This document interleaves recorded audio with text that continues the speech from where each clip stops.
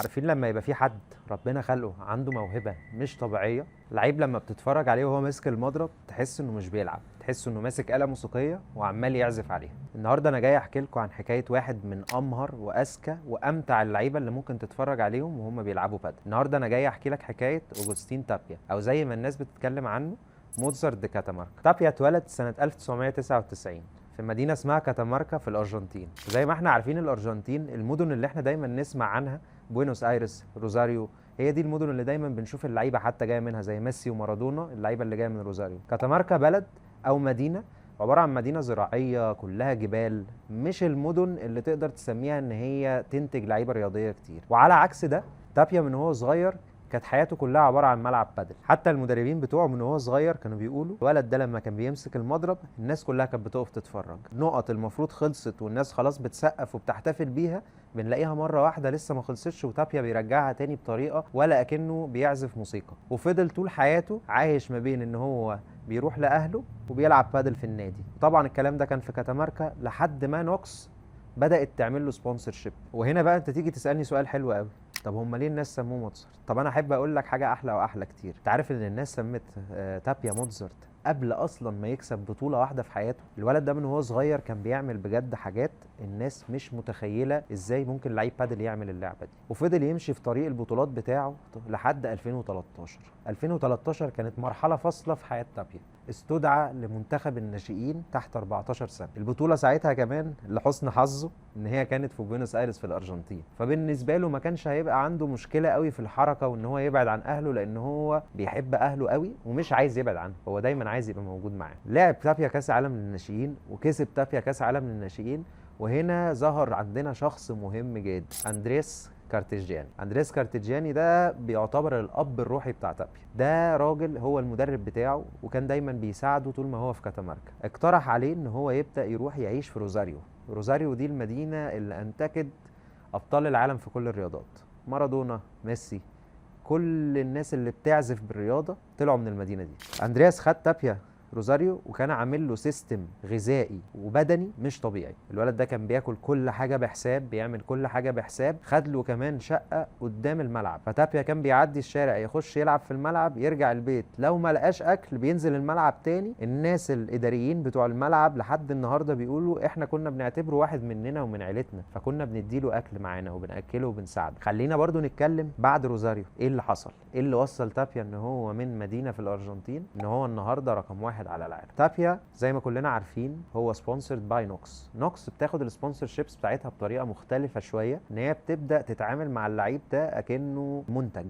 المنتج ده بتفضل تشتغل عليه كتطوير. في مدرب هو المسؤول عن تابيا من نوكس، المدرب ده اسمه بابلو كروسيتي. بابلو كروسيتي ده اصلا مدرب ارجنتيني، هو اللي اقنعه في الاول انه يروح روزاريو على اساس ان هو كان هيبقى موجود معاه، وللاسف اضطر يروح يسافر يعيش في اسبانيا عشان الشغل بتاعه مع نوكس. بابلو اندرياس المدرب التاني اللي كان معاه في الارجنتين كانوا صحاب جدا ودايما على تواصل ودايما بيشار مع بعض التمارين والبروجرس بتاع اللعيب بتاعهم اللي هو تابيا، لان الاثنين من وهو صغير كانوا شايفين ان ده بروجكت يبقى باللاستيجين الجديد. فجينا في 2016 جت الفرصه لتابيا مع اندرياس كارتيجياني ومع بابلو كروسيتي انه يلعب اول بطوله WPT في حياته. طبعا هو كان بينزل بطولات كلها اللي في الارجنتين وكده، بس خارج الارجنتين ما كانش سافر لعب قبل كده. راح برشلونه لعب هناك WPT، دخل مع لوتشو سوليفيرس. لوتشو سوليفيرس ده لعيب كان على وقتها يعني افريج في النص، لان انت برضو جايب لعيب عنده 18 ولا 19 سنه من الارجنتين، مفيش حد من اللعيبه الكبيره هيخش يبقى عايز يبير معاه. وللاسف حصل مفاجاه، او مش للاسف للعيبه الثانيه يعني حصل مفاجاه. تابيا ولوتشو عدوا Q1 عدوا Q2 عدوا Q3 وكمان وصلوا المين درو. على ما وصلوا المين درو البطوله كلها كانت بتتكلم على ان في نجم جديد طالع اسمه اوجوستين تابيا. لما جينا في المين درو كانوا بيلعبوا كامبانيولو ودينينو. الماتش ده انا عايز اقول لك ان هو تابيا كان عنده تمزق في عضلات بطنه. لعب اول ست، لعب تاني ست، وجينا في الديسايدنج ست الاخيره 5-3 لتابيا، وللاسف انسحب بعد محاولات من المدربين بتوعه ان هو ينسحب اصلا من الست الاولانيه. بس هو بالنسبه له انا الفرصه دي جات لي، انا مش هسيبها. ودي كانت بالنسبه لعالم البادل او للصحافه وكل الناس اللي بتلعب، كان بالنسبه لهم ستيتمنت او بدايه دخول تابيا في اللعب. وعلشان كده بعديها بسنه في اواخر 2017 نوكس خدت الخطوه ان هي تبعت لتابيا وتخليه يجي يعيش في اسبانيا فول تايم، هي اللي هتتكفل بكل حاجه. وساعتها جه اسبانيا وعاش في مدينه جنب برشلونه جوه كاتالونيا، عاش مع بابلو كروسيتي المدرب بتاعه وهو صغير، بدا يشتغل معاه وبدا يساعده، بدا يشتغلوا على حاجات كتير قوي. بابلو بيتكلم في الدوكيومنتري اللي نوكس كانت عاملاه، بيقول انا كنت من كتر ما تابيا بيعمل حاجات صعبه بقيت اخترع تمارين جديده. انا بقيت اجيب صندوق واحطه في اخر الملعب واقول له العب اللوب بتاعك، عايزه 4-5 مرات ينزل جوه الصندوق. وبابلو بيتكلم بيقول لك وتابيا لما كان بيتمرن كان بيعملها. فكمان حتى من وهو صغير الحاجات اللي هو بيعملها اللي احنا بنشوفها النهارده بنقول ده رياكشن ولا حاجه، لا ده عقله متعود عليها لان هو متمرن على المستحيل. هم المدربين من وهو صغيرين شايفين ان ده راجل يقدر يعمل المستحيل. في سنه 2018 شفنا بدايه البارتنرشيبس بتاعت تابيا، لعب مع مارسيلو جاردين وخوان مارتين دياز. طبعا كلنا عارفين خوان مارتين دياز البارتنر التاريخي بتاع مين؟ بتاع بيلا، واحد قعد 15 ولا 16 سنه رقم واحد. فانت متخيل يعني ايه بارتنر مع واحد زي ده؟ لعيب زي ده انه يحط فيك ثقه دي حاجه تانية، ان انت كلعيب تاخد خبره لعيب تاني او راجل بقاله 15 سنه في رقم واحد، ده الطريق الصح. ده فعلا اللي تابيا عمله اللي وصله النهارده ان هو يبقى رقم واحد. بعد 2018 والبارتنرشيب اللي عملها مع خوان مارتين دياز، وساعتها التيم ميتس بتوعه كانوا بيسموه اسامي غريبه جدا، ما كانوش بيقولوا له موتزارت بقى. في اللي كان بيقول عليه ترانكلايزر. ترانكلايزر ده اللي هو مهدئ، من كتر ما هو لما الكوره بجد بتجيله بتحس ان هو بيهديها بس بتيجي في الاخر وبتبقى مستحيل. في ناس تانية سميته ديزني لاند عشان اللعب معاه تحسه سهل قوي وفي نفس الوقت ممتع. فكل واحد من التيم ميتس بتاعه بالعكس هو شاف تابيا وكان كلهم بيقولوا نفس الجمله: تابيا بيسهل علينا اللعب، تابيا بيسهل علينا الماتشات، هو موهوب. وبعد ما خد خبرته وبدا يتعلم من خوان مارتين دياز، جات له فرصه احلى واحلى، يبقى موجود واحد من اعظم لعيبه البادل في التاريخ، ما كانش اعظم لعيب بادل في التاريخ، فرناندو بيلاستيجين او زي ما الناس بتقول عليه بيلا. بيلا كان هو اصلا البارتنر بتاع مارتين دياز. الناس دي قعدت 15 16 سنه رقم واحد. فان بيلا اصلا اختار تابيا يوافق انه يلعب معاه، وتابيا كمان يقون اب للموضوع ده ويبقى عارف يلعب معاه وعارف يشتغل معاه وعارف يبقوا كبارتنرز مع بعض كويسين، دي كانت بالنسبه للصحافه مصدر جدل مش طبيعي. تابيا دايما كان محطوط يا جماعه في النص ما بين انت لو قلشت هتقع ولو مشيت هتبقى كويس قوي، لو قلشت هتقع. كل سنه كان بيتحط مع الاختبار ده. عمل بارتنرشيب مع مارتين دياز، الناس قالت له يا هتمشي عدل وتبقى قدها، يا اما انت اصلا كل اللي بيحصل ده انت لعيب بس مهاري فن نجيبك في اكسبيشن ماتشز، نجيبك في ماتشات استعراضيه يعني. تابيا قدر في 2019 يبقى اصغر لعيب في التاريخ يكسب بطوله رسميه، واللي هي كانت الدبليو بي تي المدريد ماسترز. كسبها مع مين؟ كسبها مع بيلا. لو تشوف بعد الماتش ده بيلا كان عامل ازاي هو وتابيا، او تابيا بالذات، تحس ان البني ادم ده كان عليه ضغط مش طبيعي. بيلا نفسه طلع قال النهارده انا اقدر اقول ان مستقبل البادل في امان. النهارده انا لو اعتزلت انا متاكد ان انا هتفرج على احسن مستوى للبادل جاي في الموضوع ده. وخلينا لقصتنا دي هنطلع فيها قدام، وبيلا برضو هيبقى ليه حاجه حلوه جدا جدا جدا هيبقى مؤثر فيها معانا. مع بيلا قعدوا سنتين لحد 2021، كسبوا بطولات، خسروا بطولات، لعبوا حلو، لعبوا وحش، ما وصلوش لتصنيف كويس كفرقه اللي هو يخليهم مثلا رقم واحد. بس الناحيه الثانيه انت بتتكلم ان اوجوستين تابيا كسب اكتر من 70% من الخبره اللي عنده في حياته بسبب السنتين دول. السنتين دول بيلا كان متبنيه. بعد كده بدا بارتنرشيب مع بابلو ليما سنه 2021. بارتنرشيب قعدت سنه، ما كانتش فيها زي لحظات نقدر نحكيها قوي كانت مؤثره، لكن كان فيها برضو زي بيلا مكاسب وخسائر كتير. نيجي لسنه 2022، السنه دي انا بحبها قوي والقصه دي بالذات انا بحبها جدا جدا جدا. سانيو بيحكي، لان سانيو ساعتها كان بيلعب مع بيلا، سانيو بيحكي بيقول ان انا بعت في يوم من الايام لتابيا قلت له كده ازيك عامل ايه، لو انت ما عندكش مانع انا عايز ان احنا نلعب مع بعض. تابيا تقريبا فهم غلط وتابيا ما ردش عليه، رد على الحته بتاعت ازيك عامل ايه دي بس، قال له انا كويس الحمد لله، انت ازيك ايه الاخبار، والموضوع هدي هنا. فسانيو بعديها ب3 ايام كان بيكلم حد قريب منهم هما الاثنين بيقول له انا تافيا ما بيردش عليا، انا ازاي ابعت له اقول له يلا نلعب وما بيردش عليا. قال له لا هو رد عليك. فسانيو راح مكلم تافيا تاني قال له انت تقريبا ما فهمتنيش، انا قصدي ان انا هسيب بيلا، انا وبيلا مش هنكمل بارتنرز مع بعض، فايه رايك تبقى بارتنر معايا. واللحظه دي هي اللحظه اللي اسست كويو وتافيا، لان اللحظه دي لما بيلا وسانيو اتفرقوا بيلا عمل بارتنرشيب مع كويو وسانيو عمل بارتنرشيب مع تافيا. السنه دي تافيا كان بيلعب مع الايدل بتاعه، سانيو ده كان اكتر لعيب هو بيحبه. لما بييجوا يوصفوا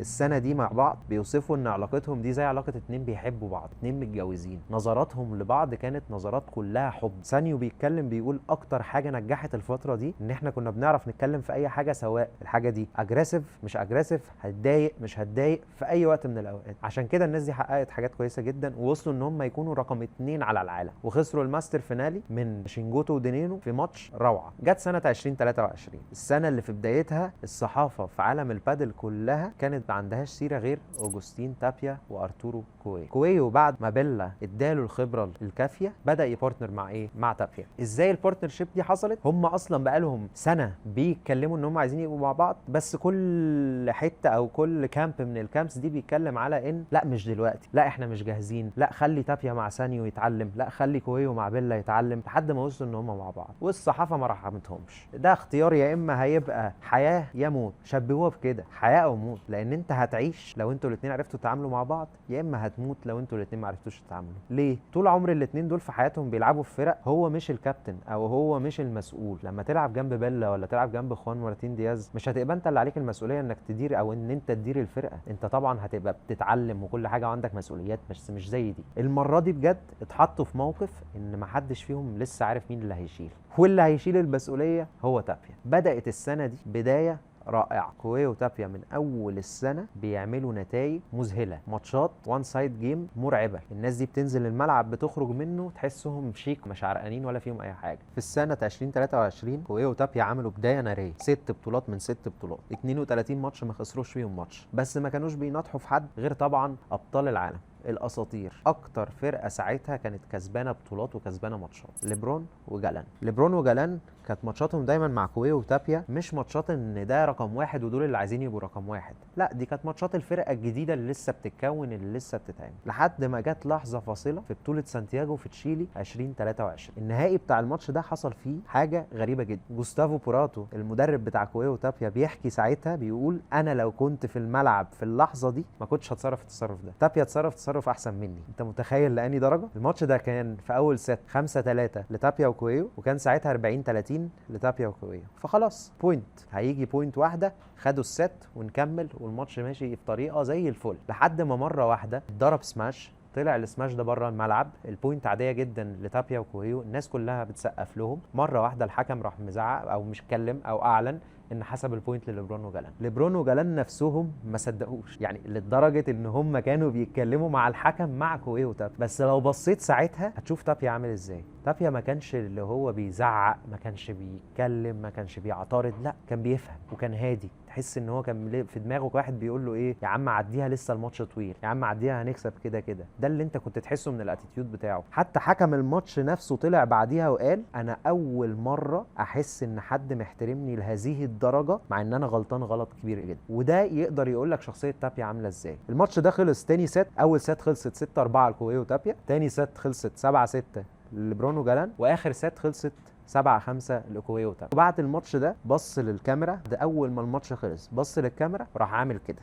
والسليبريشن ده هيتكرر معانا تاني وخلينا فاكرينه كويس. خلصنا البطوله دي وفضلنا ماشيين في السنه دي رايح جاي، ليبرون وجالان وكويو وتابيا، ليبرون وجالان وكويو وتابيا، لحد ما جينا في لحظه من اللحظات وهي دي اللي هتغير العالم كله، بطوله فيجو 2023. البطوله دي الفاينل بتاعها كان زي ما احنا متفقين، ليبرون وجالان هيلعبوا كويو وتابيا، واللي هيقعد على الماتش ده كمان جوستافو براتو. وهو نفسه بيحكي، جوستافو بيحكي بيقول انه قبل الماتش على طول هو قاعد هو وتابيا وكويو وبيتكلم معاهم، بيقول لهم الاستراتيجيز اللي هيبداوا يلعبوها على الاثنين التانيين. بيقول لهم لما ليبرون يبقى ورا هنلعب الفيبورا عليه عشان نهدي الموضوع او عشان نعمل كذا، وهنمشي نفس الاستراتيجي اللي احنا ماشيين فيها في السنه، وهنحاول نعرض لكم لقطات من الموضوع ده. عشان ساعتها جوستافو كان شايف انا الاستراتيجي اللي احنا حاطينها للفرقه دي من اول السنه ماشيه وبنكسب، ليه نغيرها؟ فدخلوا الماتش. اكتر نتيجه مش متوقعه للجمهور ساعتها، اول سات خلصت 6-3 لكويو وتابيا، هيمنه مش طبيعيه، دوميننس في الملعب. ساعتها تابيا وكويو كانوا بيقدموا اداء مرعب، وفي بوينت من البوينتس في السات الاولانيه تابيا طلع بره الملعب وراح لاعب الكره في النت، ساعتها الجمهور ايقن وبداوا يزعقوا ويقولوا النوميرو اونو النوميرو اونو، يعني رقم واحد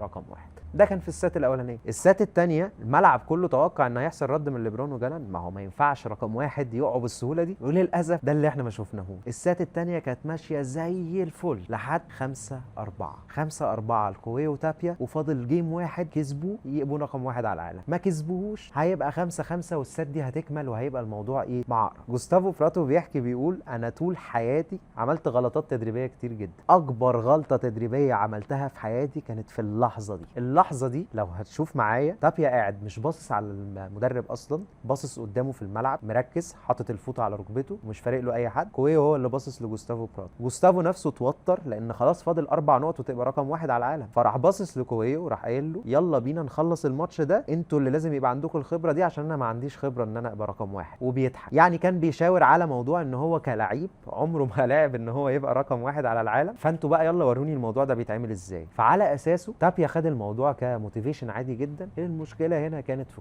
كوي نزل 7 انفورسد ايرورز ورا بعض، لان هو عنده احساس بالمسؤوليه ان جوستافو براتو حط عليه مسؤوليه ان انا اللي هخليه رقم واحد وانا اللي لازم اوري الناس ازاي نبقى رقم واحد. 7 انفورسد ايرورز، 7 كور بره، خسروا السات الثانيه. في متصور بعد السات الثانيه دي متصور فيديو لتابيا وكوي وهم خارجين، كوي طلع قعد، جوستافو براتو ساكت ما بيتكلمش مش عارف يقول ايه، كوي راح باصص لتابيا وراح قايل له انا عكيت الدنيا، سيبني دلوقتي 5 دقايق ما حدش يتكلم معايا، هننزل نخلص. بالظبط كده. تابيا راح باصص له راح قايل له ايه يعني احنا واخدين السات الاولانيه، اهدى خد نفسك وهننزل نكسب الماتش. نزلوا السات الاخيره، اتفرجنا على بيور بادل، سماش من جالان، اكس 3 من ليبرون، دروب شوت من تابيا، كوي يلعب فولي. الماتش راح وجه المده تقريبا السات الاخيره دي قعدت ساعه ونص، خلصت 7-5 لكوي وتابيا. الماتش ده اكتر ماتش كوي وتابيا تعبوا فيه طول الكارير بتاعهم. بعد الماتش ده تابيا وكوي قعدوا تلت ساعه في الملعب عياط، بس ما حدش فيهم عارف يقوم من مكانه من كتر الضغط ومن كتر الحاجات اللي حصلت. جوستافو براتو نفسه بيقول انا من كتر الضغط اللي حصل عليا بسبب اللي انا عملته في تاني سات قعدت اعيط. الملعب كله كان بيعيط، حتى المعلق بتاع الماتش نفسه لو رجعنا التعليق تاني بالاسباني هتلاقي ان المعلق بيقول ودلوقتي معانا رقم واحد على العالم كوي وتابيا، والمعلق اللي صوته راح بسببه من كتر ما الماتش فعلا كان حلو. حتى النهارده انت تتكلم على رؤساء في WPT بيقولوا ان ده اعظم فاينل في تاريخ البادل اتلعب، ومن اللحظه دي في 2023 هيمنه مش طبيعيه، مكسب لكل الماتشات.